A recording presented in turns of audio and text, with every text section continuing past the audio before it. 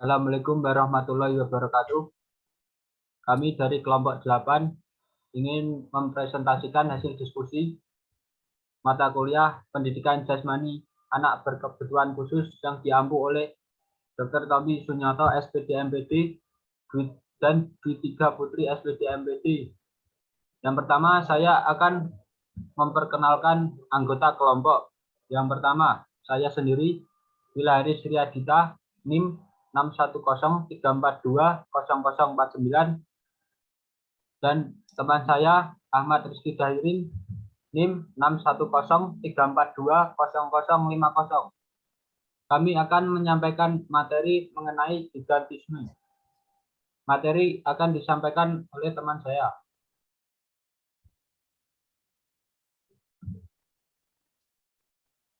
Ya, yang pertama materinya yaitu gigantisme. Gigantisme adalah gangguan pertumbuhan yang menyebabkan anak-anak tumbuh sangat tinggi dan besar, sehingga terlihat seperti raksasa. Kondisi ini disebabkan oleh produksi hormon pertumbuhan yang berlebihan. Gigantisme ditandai dengan tubuh anak yang lebih tinggi dan besar dibandingkan dengan anak-anak seusianya. Kondisi yang tergolong langka ini umumnya disebabkan oleh tumor jinak di kelenjar hipofisis atau pituitari. Next. Klasifikasi.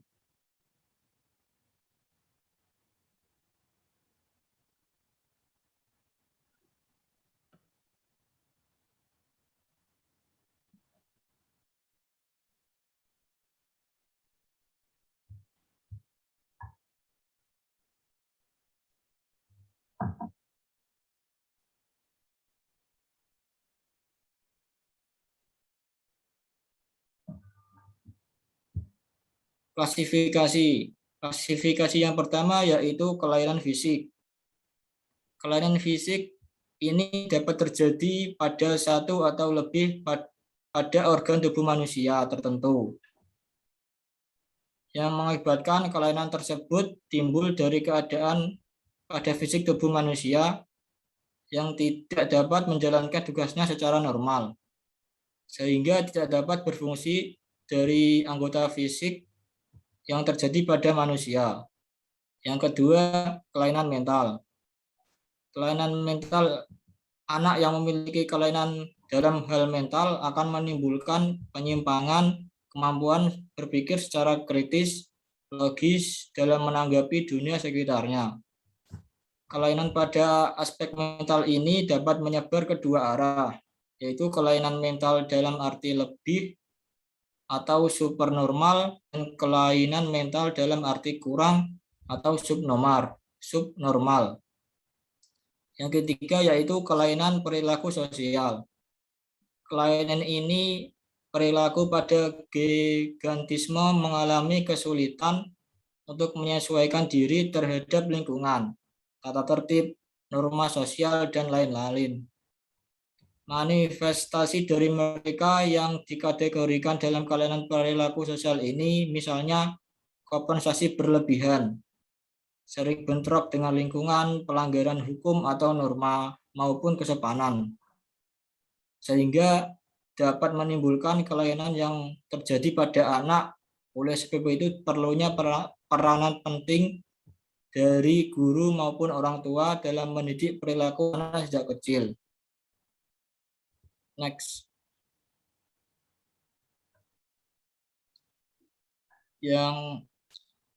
Faktor penyebab.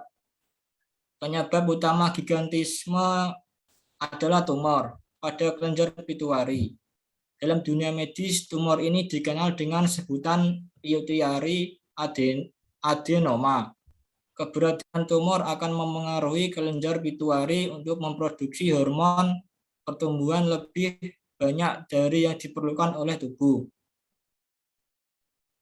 Sejumlah faktor risiko gigantisme di bawah ini juga bisa meningkatkan kemungkinan seseorang untuk mengidapnya. Yang pertama adalah sindrom McCune-Abreg atau MAS. Sindrom ini menyebabkan pertumbuhan tidak normal pada jaringan tulang dan kelainan pada kelenjar-kelenjar tubuh.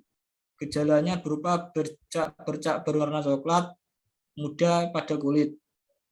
Yang kedua adalah neofibromatosis.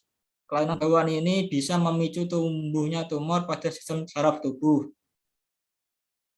Yang ketiga adalah Carney kompleks. Carney kompleks adalah cacat lahir yang bisa memicu tumbuhnya tumor jinak pada jaringan ikat tubuh, tumor jinak dan ganas pada kelenjar endokrin, serta munculnya bintik-bintik berwarna gelap pada kulit.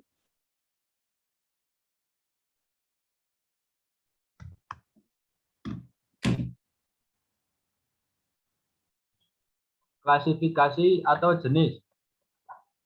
Gigantisme dibagi dalam beberapa jenis. Yang pertama, gigantisme normal.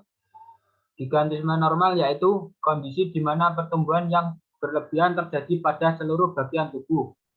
Yang kedua, gigantisme otak, yaitu pertumbuhan terjadi dengan cepat dan disertai dengan cacat intelektual. Yang ketiga, gigantisme parsial. Gigantisme parsial yaitu pertumbuhan yang cepat hanya terjadi pada bagian tertentu, misalnya hanya pada bagian kaki.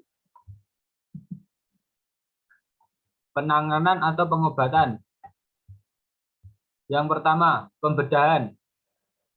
Pembedahan bertujuan untuk mengangkat tumor yang ada di kelenjar hipofisis. Yang kedua, terapi sinar gamma. Metode ini dilakukan untuk mengobati tumor di otak. Sebenarnya, cara ini cukup efektif dan bisa mengembalikan level hormon. Namun ada efek samping, yaitu berisiko memacu terjadinya gangguan emosional, obesitas, dan ketidakmampuan belajar pada anak.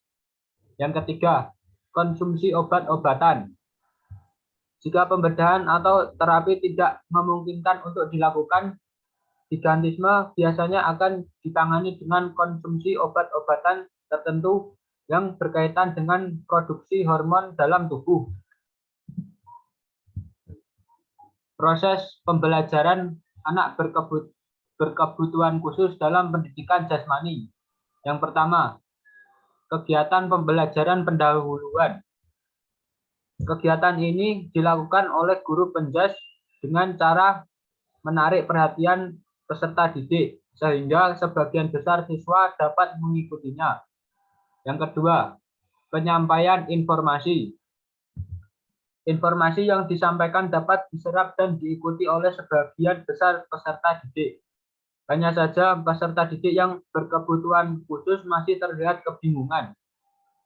Yang ketiga, partisipasi peserta didik.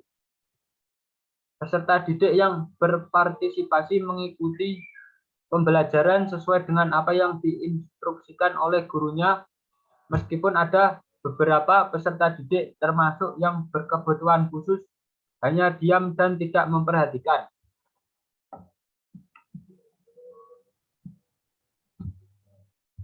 Sekian presentasi dari kelompok 8. Apabila ada kesalahan pengucapan, kami memohon maaf. Wassalamualaikum warahmatullahi wabarakatuh. Waalaikumsalam warahmatullahi wabarakatuh.